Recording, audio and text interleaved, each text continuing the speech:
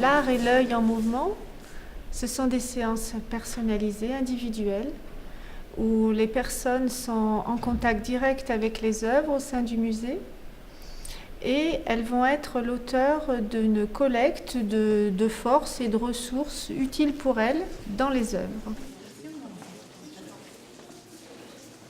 C'est justement pour que le visiteur vienne, mais avec un objectif.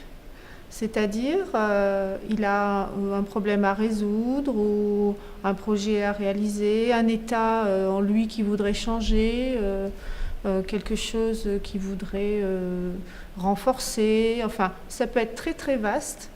Partant de là, ces perceptions dans l'œuvre vont être accompagnées avec une technique qui utilise les mouvements oculaires pour recréer créer des connexions finalement sur la façon dont on a encodé dans notre cerveau différentes mémoires et différentes informations. Quand tu penses à ton objectif, là, ouais, tes yeux se portent par là, je vois. Au milieu, là, au niveau du... L'œuvre d'art, la tapisserie, ici, elle va fonctionner très fortement en tant que mémoire visuelle, puisqu'on a une représentation.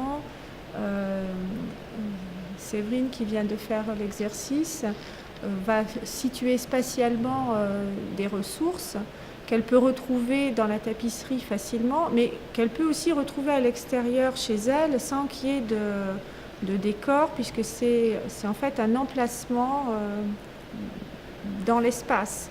En ville, on est toujours pressé. Dans les musées, maintenant, on est toujours pressé aussi. On fait la queue, on a de l'information, mais on passe vite devant les œuvres, etc.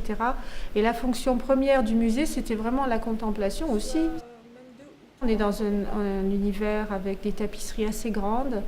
Donc, c'est englobant, c'est chaleureux. Il y a un vrai espace architectural aussi dans l'exposition, les expositions. Donc voilà, prendre le temps, c'est bien.